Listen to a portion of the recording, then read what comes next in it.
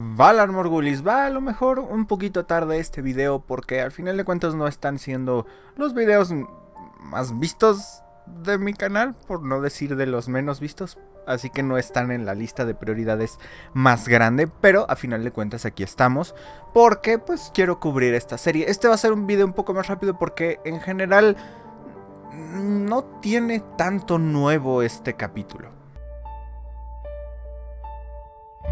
Empecemos por el hecho de que, bueno, al final de cuentas vimos desde donde se quedaron en el capítulo anterior, Hope yendo hacia la alarma y sus amigos despertando para aprender o saber que Hope se había ido y que tienen que seguir este plan. En general del capítulo, bueno, otra vez esto de el humo de las llantas como casi no les afecta, o como las oficinas estas no están llenas de humo tampoco, aunque todo alrededor tenga humo. Este tipo de cosas de lógica que no da mucho. Espero que aquí con lo de las llantas termine porque tenían que hacerlo o algo del estilo, pero bueno. Hay algunas cosas importantes que pasaron aquí, que hasta el momento creo que son 4 las cosas importantes. Primero, ya llegó Felix con estos chicos. Yo pensé que esto iba a pasar mucho más tiempo antes de que llegaran con ellos. Al parecer ahora ya todos van a ser un grupo, lo cual me parece interesante, pero me hubiera gustado que les dieran un poco más de tiempo separados como grupos distintos para que se explorara un poco más los temas, tal vez un poco más adultos o necesarios para Felix, mientras estos adolescentes tenían esta maduración que va a ser necesaria para llegar a su viaje. Aún así, y a pesar de todo, pues también puede ser interesante cómo es esta dinámica al final de cuentas.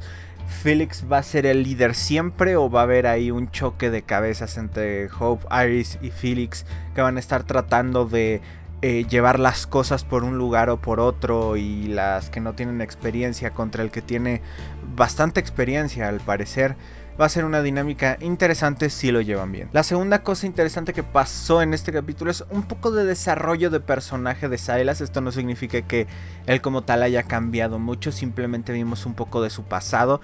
Al parecer ahí hay algo de que lo que él le tiene miedo es a sus instintos, a estos instintos de supervivencia, porque es alguien grande y evidentemente con bastante fuerza. Entonces, si se sale de control puede llegar a ser peligroso.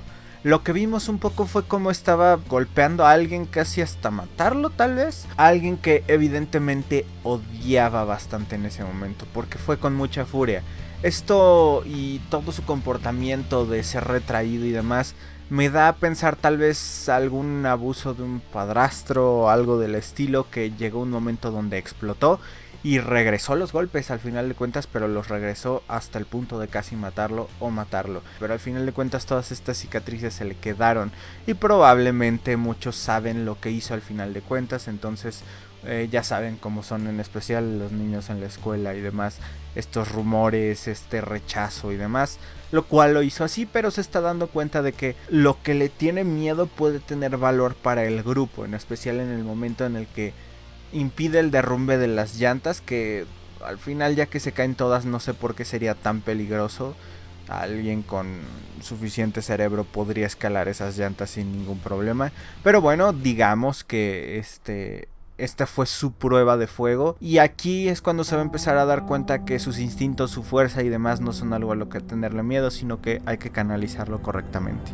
Lo tercero importante que pasó fue este desarrollo de personaje que también tuvo Hope, en cuanto a que ya siempre ha estado en conflicto con lo que pasó en el momento en que su madre murió, que entre comillas ella cree que es su culpa que hayan matado a su madre por su reacción y demás, aunque a pesar de todo ella era una niña, como esta mujer embarazada que lo más probable que seguramente es la madre de este Elton, la obligó también a ella a disparar. Bueno, no la obligó, sino que despertó sus instintos para ella hacer esto. Siempre, toda su vida se ha sentido culpable al respecto, y bueno, esto es lo que la ha estado impulsando hasta ahora.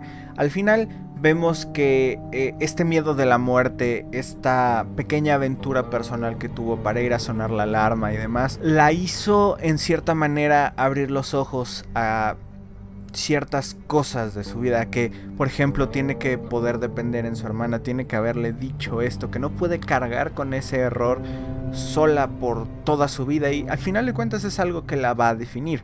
Es algo que por lo mismo ella es la más valiente, la que tiene menos problema con ponerse en peligro y demás. Pero en vez de que los creadores del show hicieran que esto se reflejara de manera autodestructiva, como muchas veces tienden a hacer este tipo de shows, porque siempre tienden a la exageración, tuvo su aventura personal y llegó, le dijo a Iris, hubo un momento entre hermanas, un momento de confesión, y eso fue un pequeño crecimiento del personaje y de la relación entre ellas dos. Y lo cuarto, y lo que a mí me parece lo mejor de todo el episodio, es este momento donde vamos a ver a la coronel.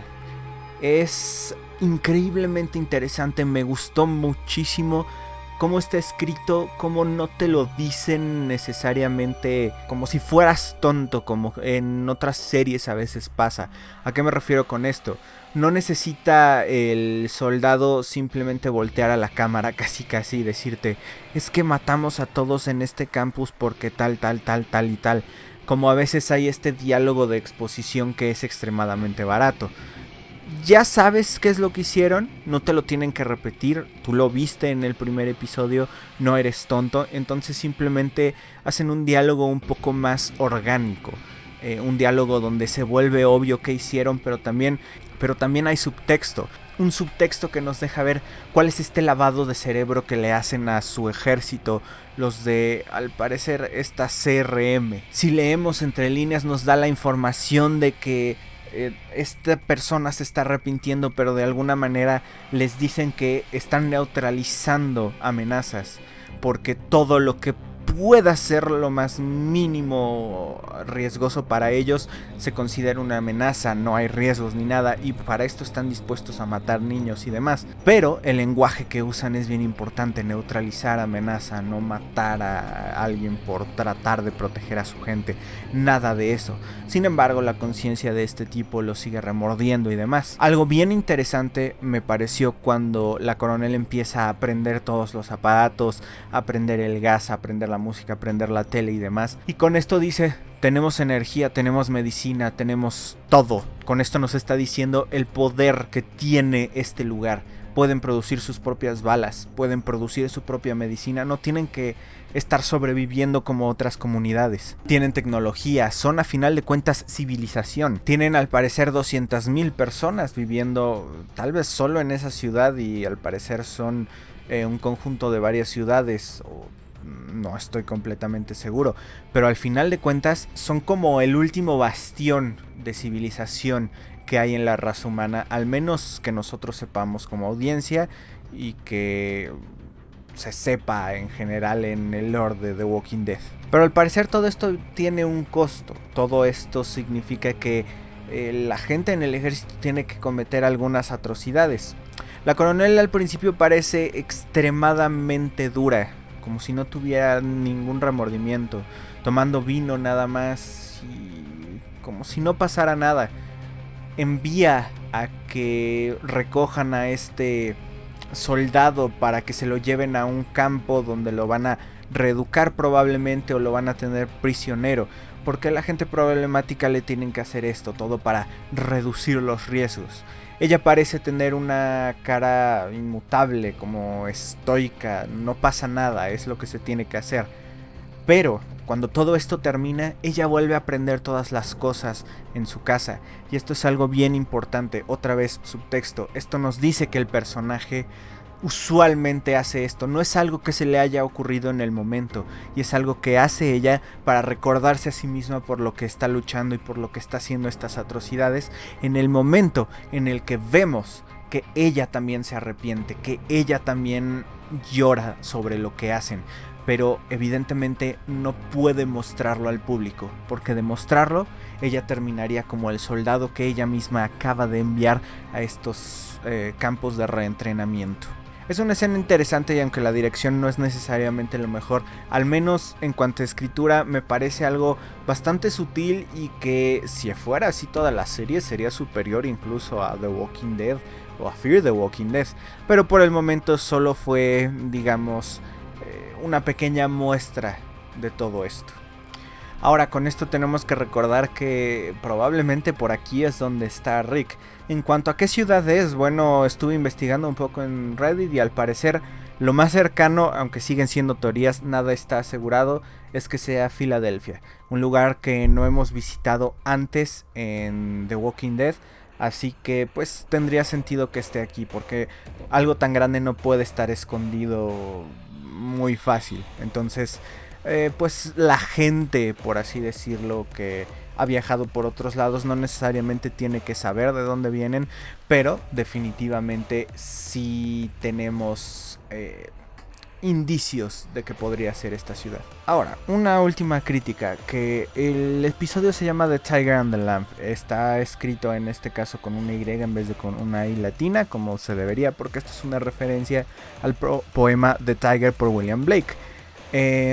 Y ustedes saben, si han visto por ejemplo mis análisis de Westworld y demás, que estas referencias a historia, a poemas, a música, a películas viejas, a obras de teatro, a literatura y demás, me gustan muchísimo, pero cuando están bien hechas. En el caso de The Walking Dead World Beyond, siento que esta referencia está todo menos bien hecha. Parece un intento banal de parecer una serie más inteligente de lo que es, y esto parece un poco disonante, porque primero vemos que es una serie un poco más ligera, donde es mucho más de adolescentes y cosas del estilo, y luego nos quieren meter esta poesía. The Tiger de William Blake habla un poco sobre cuánto miedo puede dar la visión de un tigre, y por qué un dios crearía algo tan imponente y que diera tanto miedo a una persona.